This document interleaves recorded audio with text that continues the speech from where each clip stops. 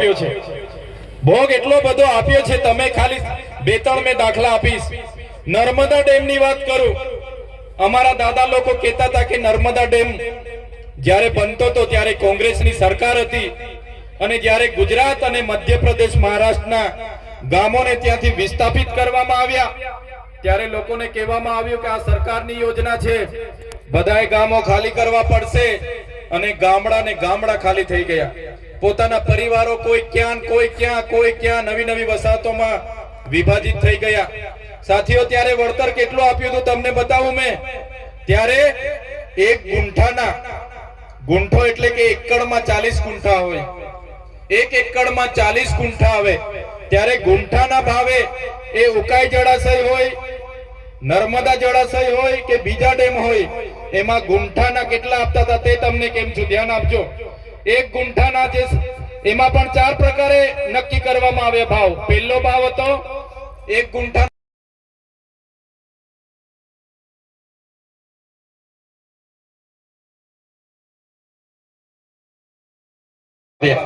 બીજો જે ભાવ હતો, બીજા પ્રકારનો ભાવ એક ગુંઠાના 21 રૂપિયા નક્કી કરવામાં આવ્યો।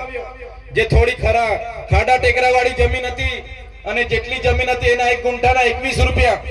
હવે 21 ચોક કેટલા થાય? 84, એટલે 40 ગુંઠાના 840 રૂપિયા। એક એકડના કેટલા હતા? 840 રૂપિયા। ત્રીજો ભાવ નક્કી કરવામાં આવ્યો તો એક ગુંઠાના 18 રૂપિયા। 18 રૂપિયા એટલે 18 ચોક 72 થાય, એટલે 720 રૂપિયા એક એકડના। અને ચોથો ભાવ હતો એ 15 રૂપિયા ગુંઠાના હતા ભાઈ તે વખતે। ધ્યાન આપજો તમે, જે લોકો વિસ્થાપિત થયા છે ને એમણે ભોગ્યો, યાદ રાખજો। ગુંઠાના ચોથો ભાવ હતો જે ખાડા ખરાબા વાળી ટેકરા વાળી હોય, કોઈ કાઈ મફતના ભાવે લેવા જેવી જમીન હતી, એના 15 રૂપિયા ચોથો ભાવ આ લોકોએ નક્કી કર્યો હતો। હવે 15 ચોક કેટલા થાય? 60, એટલે 600 રૂપિયા એક એકડના।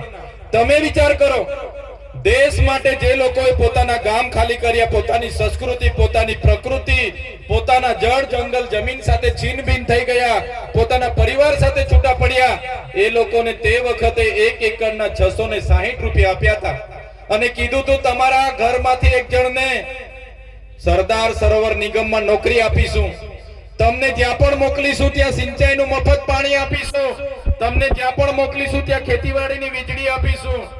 એ કોંગ્રેસની સરકાર હોય કે ભાજપની સરકાર હોય, નર્મદાના વિસ્થાપિતોને એક પણ માંગણી આજ દિન સુધી પૂરી નથી કરી સાથીઓ।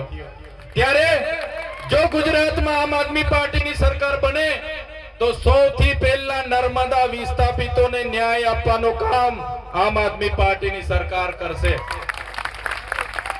હવે એકડના 660 રૂપિયા તે વખતે આપણા વડીલોને આપીને ત્યાંથી તગડી મૂક્યા હતા। 660 રૂપિયામાં શું આવે વિચાર કરો? 660 રૂપિયામાં શું આવે? એક જોડી કપડા પણ નહીં આવે, એક ધાબળું પણ નહીં આવે। એટલા રૂપિયામાં આપણે એક એકર જમીન તે વખતે લઈ લીધી હતી। આજે આ વિસ્તારમાં અમે વચ્ચે આવ્યા હતા, આ વિસ્તારમાં નહેરનું પાણી આવે છે। આપણા ખેડૂતોએ બધાને જ રજૂઆત કરી, અહીંના સરપંચોએ બધાને જ કીધું, જિલ્લા પ્રમુખને કીધું, ધારાસભ્યને કીધું, સાંસદને કીધું કે ભાઈ હિંમતપુરા, જયસિંહપુરા, આમલિયા અને જે પણ નમારિયા અને બધા જે ગામો આવે છે ત્યાં નહેરનું પાણી લીકેજ થાય છે। આખા ગામડાઓમાં પાણી ફરી વળે છે, એનો રસ્તો કરી આપો। એ નહેરનું પાણી અમારા ગામોમાં નહીં ઘૂસે એની વ્યવસ્થા કરી આપો, ગટર લાઈન કરી આપો। આજ દિન સુધી આ સરકારે આ ગામડાના લોકોને એ પાણી માટે યોગ્ય નિકાલ માટે વ્યવસ્થા નથી કરી આપી। મેં આજે તમારા સાવલી ખાતેના મંચ પરથી કહેવા માંગુ છું, તમે તાલુકા જિલ્લા પંચાયત આમ આદમી પાર્ટીની બનાવી દો, એ નિર્નિપિન કરવાનું કામ આમ આદમી પાર્ટીની બોડી કરશે। ત્યારે એ ભાજપ હોય કોંગ્રેસ હોય, અત્યાર સુધી વારા પરથી એ લોકો શાસન કરતા હતા, હવે આમ આદમી પાર્ટી તરફ લોકોનો ઝુકાવ વધી ગયો છે। આમ આદમી પાર્ટી હક અધિકારોની વાત કરે છે, બાળકોના શિક્ષણની વાત કરે છે, શાળાની વાત કરે છે, યુવાનોને રોજગારીની વાત કરે છે, ખેડૂતોને એનો કપાસનો ભાવ મળે, સીસીઆઈ કેન્દ્ર પર એની ખરીદી થાય, એમએસપી પ્રમાણે કપાસનો ભાવ મળે એની વાત કરે છે, મહિલાઓની વાત કરે છે, મારા યુવાનોને આ સ્થાનિક જીઆઈડીસીમાં રોજગાર મળે એની વાત કરે છે। ત્યારે આજે ભાજપ અને કોંગ્રેસ ભેગા થઈને આજે ચૈતર વસાવાને એ લોકો ગાળો ભાંડે છે, પણ ભાજપને કોંગ્રેસને આ મંચ પરથી કહેવા માંગુ છું, ચૈતર વસાવા એકલા નથી. અગર અને સાવલી તિલકવાડાના તમામ વડીલો, તમામ માતા બહેનો ચૈતર વસાવા સાથે છે. અને આવનારા દિવસોમાં અમને આશા હતી કે 30 વર્ષ કોંગ્રેસનું શાસન હતું, એને કંઈ નહીં કર્યું, એટલે 30 વર્ષ આપણે ભાજપને પણ મત આપ્યા છે કે નથી આપ્યા? આપણે 30 વર્ષથી ભાજપને પણ લાવ્યા છે. ભાજપે પણ આપણું કંઈ કરવાના નથી અને કરશે પણ નહીં. ત્યારે મેં તમને વિનંતી કરવા માટે આવ્યો છું, હવે કોંગ્રેસના સંબંધો ભૂલી જાઓ, ભાજપની શરમ ભૂલી જાઓ અને આવનારા દિવસોમાં આમ આદમી પાર્ટીમાં ઉમેદવારી કરીને લડી લો, જીતી જાઓ અને આપણા લોકોની સેવા કરવા માટે તમે મંચ પર આવી જાવ એવી તમને વિનંતી કરવા માટે આવ્યો છું. તમે જોયું હશે આગળ આપણા ગુરુજીએ કીધું કે અહીંયા વડાપ્રધાન આવ્યા ત્યારે એમણે 50 કરોડ રૂપિયાનો ખર્ચો કર્યો. સાથીઓ, આ તો એક જ પ્રોગ્રામનો હિસાબ એમણે આપ્યો. એ પ્રકારના તો વિકાસ પર્વ થયા, વિકાસ મહોત્સવો થયા, અમૃત મહોત્સવો થયા, એ પ્રકારે ગૌરવ યાત્રાઓ કાઢવામાં આવી. તમામે તમામ પ્રોગ્રામોમાં આદિવાસી પ્રજાના કરોડો રૂપિયાનો આ લોકોએ ખર્ચો કર્યો છે. મેં હિસાબ માંગ્યો કે ભાઈ 10 કરોડનો મંડપ તમે ક્યાંથી લાવ્યા હતા? 2 કરોડનું તમે ડોમ ક્યાંથી લાવ્યા હતા? 5 કરોડનું તમે સ્ટેજ ક્યાંથી બનાવ્યું તો એનો હિસાબ આપો. તમે 2 કરોડના સમોસા ખાઈ ગયા એનો હિસાબ આપો. તમે 2 કરોડ 40 લાખનું ટોયલેટ લાવ્યા મોદી સાહેબ માટે એનો હિસાબ આપો. તમે ડીઝલ ભરાયું 2 કરોડનો હિસાબ આપો. તમે 2 કરોડની ચા પીધી હિસાબ આપો. તમે 1 કરોડના ફૂલ ગુસ્સા લાવ્યા હિસાબ આપો. તમે 10 કરોડના હોટલના બિલો મૂક્યા હિસાબ આપો. ત્યારે ભાજપ અને કોંગ્રેસના નેતાઓના પેટમાં તેલ રેડાયું અને ખાસ અહીંના સાંસદે કીધું કે આ હિસાબ માંગીને 75 લાખ રૂપિયા માંગે છે. તમે વિચાર કરો, આ ચૈતરભાઈ 75 લાખ રૂપિયા કોઈના પર લે તો આ ભાજપ મને છોડે? ભાજપ મને છોડે? એક પાણીના ગ્લાસ માટે મને 80 દિવસ સુધી જેલમાં રાખ્યો તો 75 લાખ રૂપિયા તો ઠેલો ભરાઈ જાય કે ના ભરાઈ જાય? એના માટે મને છોડે? કોઈ ના છોડે. પણ આ મોદીજીના કાર્યક્રમમાં કરોડો રૂપિયાનો હિસાબ આપવો પડે, એના માટે એમની ભાજપના નેતાઓએ એમના કોન્ટ્રાક્ટરો સાથે કરેલો કૌભાંડ બહાર આવે, એના માટે આ લોકો બોખલાઈ ગયા છે. કેમ કે આગળ મેં મનરેગાનું કૌભાંડ અહીંયા જાહેર કર્યું તો ખબર છે ને બધાને? એમાં ભાજપના મંત્રી, કોંગ્રેસના ગુજરાતના ઉપાધ્યક્ષ, એ લોકો પર ફરિયાદ થઈ છે, આજે જેલોમાં છે. મંત્રીના પુત્ર આજે જેલોમાં છે. નળ સે જલ કૌભાંડમાં પણ ભાજપ અને કોંગ્રેસે કૌભાંડ કર્યું. આજે નળ તો આપણા ગામમાં આવી ગયા, પણ નળમાંથી એક ટીપું પાણી આપણને આજ દિન સુધી મળ્યું નથી. મળ્યું છે તમને? બેનો બોલતા નથી. પાણી આવતું હોય તો કેજો પાછા, અહીંયા ખોટા નહીં પડી. અમે આવે છે પાણી? બસ આ લોકોએ કૌભાંડો જ કર્યા છે. ત્યારે આજે આ મંચ પરથી અમે તમને કહેવા માટે આવ્યા છે, બંધારણીય અધિકારોની વાત હોય, આપણા વિકાસની વાત હોય, આપણા બાળકોના શિક્ષણની વાત હોય, આ સરકારને એમાં જરા પણ રસ નથી. સરકારને તો પ્રજાના પૈસે તાઇફા કરવામાં રસ છે. આજે લોકો દિવાળીઓ કરી ફરે છે ને, એ દિવાળીઓ એમના કમલમના પૈસેથી નહીં, એમના સાંસદના પૈસેથી નહીં, એ બધી દિવાળીઓ તમારા જેવા લોકોના ટેક્સના પૈસેથી આ લોકો કરે છે. એટલે આવનારા દિવસોમાં એ લોકોને સત્તાથી દૂર કરી દેવું પડશે. આપણે તૈયાર છો બધા? તૈયાર છો બધા? ત્યારે સાથીઓ, આજે મનરેગા યોજનામાં આપણને રોજગારી 1 વર્ષથી આ ભાજપની સરકારે બંધ કરી દીધી છે. કેમ કે મનરેગામાં એ લોકોએ ખૂબ મોટા કૌભાંડો કર્યા. હવે મનરેગાનું નામ બદલવાની તાલવીલ ચાલે છે. સમાચારમાં તમે જોતા હશો કે ભાઈ મનરેગાનું નામ બદલીને અમે જી રામજી કર્યું. એ લોકોએ શું નામ કર્યું? જી રામજી. ભગવાન રામનો ઉપયોગ કર્યો. ભાઈ ભગવાન રામજી તો અમારા બધાના હૈયામાં વસે છે. એ બધા અમારા વડીલો કહેતા હતા, અમારા સંતો મંતો કહે છે ભગવાન રામ આપણે હૈયામાં વસે છે. આ ભાજપની સરકારે ભગવાન રામનો ઉપયોગ પણ ભ્રષ્ટાચાર ઢાંકવા માટે કર્યો છે. ત્યારે આ ભાજપની સરકારને અમે કહેવા માંગીએ છીએ, તમે નામ બદલવાથી તમારા કૌભાંડો છુપાઈ જવાના નથી. તમારા ભ્રષ્ટાચારી નેતાઓને આવનારા દિવસોમાં અમે ઘર ભેગા કરી દેવાના છે. ઘર ભેગા કરી દેવું પડશે. આ વિસ્તારમાં જંગલ ખાતાના અધિકારીઓ પણ આપણા લોકોને ખૂબ હેરાન કરે છે. અહીંયા દીપડાઓ બહારથી લાવીને છોડી દેવામાં આવ્યા છે. આપણી દીકરીઓ પર હુમલા થાય છે, બહેનો પર હુમલા થાય છે. અત્યાર સુધી એટલું મોટું જંગલ હતું ત્યારે કોઈ વાઘ ને કોઈ દીપડા નહોતા આવતા.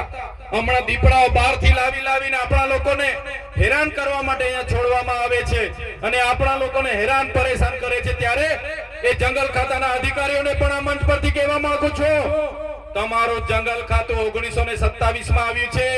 અમારો આદિવાસી અમારા જંગલો વચ્ચે હજારો વર્ષથી રહી છે.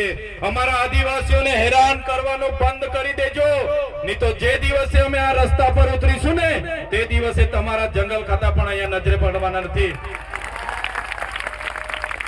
શા માટે દીપડા લાવીને અહીંયા છોડો છો ભાઈ? અમારા લોકોને હેરાન પરેશાન કરો છો. ત્યારે જંગલ ખાતા વાળાને પણ આપણે કહી દેવાનું છે. અને સાથીઓ, આજે આપણી જમીનો પર બહારના લોકોની નજરો છે. તમે જોયું હશે કેવડિયામાં જે પ્રકારે રોજગાર આપવાની વાત હતી, આજે ત્યાંના લોકોને અંદર પ્રવેશ નથી કરવા દેતા. પોતાની ગાડી પણ બહાર મુકાવે છે. મહિલાઓના ઝૂંપડા બધા તોડી નાખવામાં આવે છે. અમને વિકાસ સાથે કોઈ વાંધો નથી, વિકાસ બધાનો જ કરો, અમારો પણ વિકાસ કરો. પણ જે વિકાસના નામે અમારા લોકોની જમીનો છીનવવાની વાત કરે છે આ સરકાર, ત્યારે સરકારને પણ હું કહેવા માંગુ છું આ મંચ પરથી કે વિકાસના નામે હવે પછી જો તમે કોરિડોરમાં અમારા લોકોની જમીનો લેવાની વાત કરશો, હાઈ ટેન્શન લાઈનોમાં જમીનો લેવાની વાત કરશો, હાઈ સ્પીડ કોરિડોરમાં જમીનો લેવાની વાત કરશો, ડેમોના નામે જમીનો લેવાની વાત કરશો, તો અમે એક પણ ઇંચ જમીન આપવાના નથી. પછી પણ તમે અમને હેરાન અને પરેશાન કરીને જમીન છીનવવાની વાત કરશો તો તે દિવસે આ રોડ પર અમે ધારિયા, પાલિયા અને ભાલા તીરકામઠા લઈને ઉતરીશું. ભાલા, પાલિયા અને તીરકામઠા અને ધારિયા અમે ઘરમાં કઈ શણગાર માટે નથી મૂક્યા, અમારી રક્ષા માટે છે. અને જે દિવસે અમારા સમાજ પર ઊની આંચ આવશે એ દિવસે આ ઓજારો લઈને પણ રોડ પર ઉતરીશું. ગાંધીનગર જવાનું થશે તો ગાંધીનગર પણ રેલો જશે અને ગાંધીનગરમાં જઈને નેપાળ વાળી કરવાની ફરજ પડશે તો ગાંધીનગરમાં નેપાળ વાળી કરીને પણ સત્તા પરિવર્તન કરીશું. ત્યારે આ વિસ્તારમાં, આ પંચાયતમાં કેટલાક સરપંચોને આ સભામાં નહીં આવવાનું, નહીં જવાનું એમ કરીને ભાજપના કેટલાક નેતાઓ અમારા આગેવાનોને ડરાવતા હતા, અમારા સરપંચોને દબાવતા હતા, બીવડાવતા હતા કે ભાઈ ચૈતર વસાવાની સભામાં જશો તો તમને કઈ વિકાસ નહીં કરીએ, ફલાણું નહીં કરીએ, ઢીકણું નહીં કરીએ, તમારે ત્યાં જીબી વાળાને રેડ કરાવીશું, પોલીસ વાળાને રેડ કરાવીશું, તમારું પાણી બંધ કરી દઈશું, તમારો રસ્તો બંધ કરી દઈશું, એમ કરીને ભાજપના લોકોએ ખૂબ અમારા લોકોને ડરાવ્યા છે. પણ ભાજપના લોકો પણ આ સાંભળી લે. આ મંચ પરથી ભાજપના લોકોને પણ કહેવા માંગુ છું, આ કોંગ્રેસના લોકો નથી, આ આમ આદમી પાર્ટી ચૈતર વસાવાના લોકો છે. અમારા લોકોને હેરાન પરેશાન કરવાનું જો તમે કોશિશ પણ કરશો, અમારા એક પણ સરપંચને, એક પણ આગેવાનને હાથ લગાડવાની જો તમે કોશિશ કરશો તો તમારા બધાના અમે મોર બોલાવી દઈશું, મોર. અમે કોઈને છોડીએ નહીં, કેમ કે અમે તમારા જેવા કોઈનું ખોટું કરતા નથી. અમારે કોઈના રોડના પૈસા ખાવા નથી, અમે કોઈ તલાવડીનો કૌભાંડ કર્યો નથી, અમે કોઈનું લૂંટેલું કર્યું નથી, અમારી સાથે બુટલેગરો નથી, અમારી સાથે જમીન માફિયાઓ નથી. અમે સાફ સભીના માણસો છે અને અમારા જેવા ઈમાનદાર લોકોને સંસેડશો તો આવનારા દિવસોમાં ભાજપ અને કોંગ્રેસના લોકો સામે પણ આરપારની લડાઈ થશે. કેટલાક દિવસોથી આ વિસ્તારમાં કેટલાક કોંગ્રેસના નેતાઓ ભ્રમ ફેલાવે છે, પ્રચાર કરે છે કે ભાઈ ચૈતર વસાવાના અમે સાથે જ છે, અમે સાથે જ લડવાના. એ કોંગ્રેસના હારા લોકોને પણ કહેવા માંગુ છું, દૂરથી પાડી પર બેસીને જોયા નહીં કરો, દૂરથી વાળ પર બેસીને જોયા નહીં કરો. આવી જાવ, આમ આદમી પાર્ટીમાં તમારું સ્વાગત છે, નહીં તો આવનારા દિવસોમાં આ વિસ્તારમાંથી કોંગ્રેસ સુપડા સાફ થઈ જવાની છે, તમને હોદેલા નહીં મળવા. ત્યારે સાથીઓ, આવનારા દિવસોમાં તૈયાર થઈ જાવ. કોંગ્રેસના લોકોની શરમ છોડી દો. એકવાર પૂછી લો ભાઈ, આવવાના હોય તો આવી જાઓ, દૂર પાણી પર બેસીને જોયા નહીં કરો. એ ભાજપના પણ સારા લોકોને બોલાવી લો, આવી જાવ. જે લોકો સારા હશે એમને તાલુકા પણ લડવા મળશે, જિલ્લા પણ લડવા મળશે. એ લોકોને આવનારા દિવસોમાં સત્તા પણ બનાવીશું, એમાં પણ લઈ જઈશું. પણ જે લોકો આપણા લોકોને હેરાન પરેશાન કરીને રંજાડવાની વાત કરશે એવા લોકોને તો આપણે છોડવા માંગતા નથી.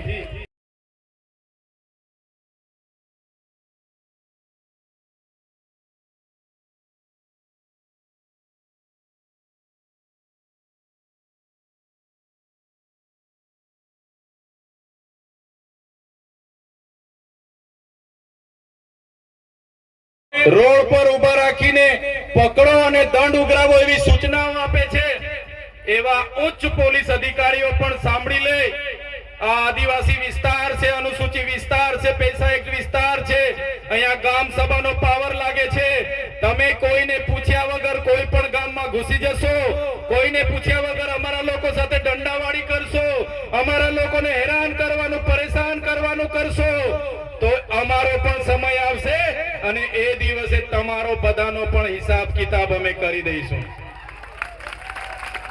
એ પોલીસ અધિકારીઓ જો ઉચ્ચ કક્ષાના છે, એ કેટલાક ભાજપના ધારાસભ્યને, કેટલાક ભાજપના સાંસદના ઇશારે આ વિસ્તારમાં અમારા અધિકારીઓ, અમારા આગેવાનોને હેરાન પરેશાન કરવાનું કામ કરે છે. પ્રોજેક્ટના નામે અમારા લોકોની જમીનો લેવાનું કામ કરે છે.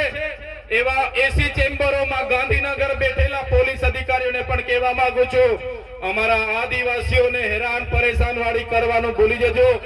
અને જે પાડલિયામાં થઈ છે એવી ઘટના આવનારા દિવસોમાં વિસ્તારમાં પણ થશે અને નેપાળ તો નેપાળ વાળી પણ કરીશું. અમે કોઈના બાપથી ડરતા નથી. અમે આ જમીનના માલિકો છે, અમે મૂળ માલિક આદિવાસીઓ છે, ત્યારે કોઈને પણ ડરવાની જરૂર નથી. સાથીઓ, તલાટી થી લઈને કલેક્ટર સુધી, હોમગાર્ડ થી લઈને એસપી સુધી અને ધારાસભ્ય હોય કે સાંસદ હોય, મંત્રી હોય કે તંત્રી હોય કે સંત્રી હોય, મુખ્યમંત્રી હોય, એમની ગાડીઓનો, એમનો પગારનો ખર્ચો તમારા બધાના ટેક્સમાંથી આવે છે. કલેક્ટરનો પગાર તમે આપો છો, એસપી પીએસઆઈ નો પગાર તમે ચૂકવો છો, અમારા જેવા નેતાનો પગાર પણ તમે ચૂકવો છો. એટલે અમારા સેવા લોકો સામે અને કલેક્ટરો સામે કે એસપી સામે બે હાથ જોડીને સાહેબ સાહેબ કરવાની જરૂર નથી. ક્યાંય પણ તમારું કામ હશે, એ પોલીસ સ્ટેશન પણ આપણું છે, એ કલેક્ટર કચેરી પણ આપણી છે, એ એસપી કચેરી પણ આપણી છે.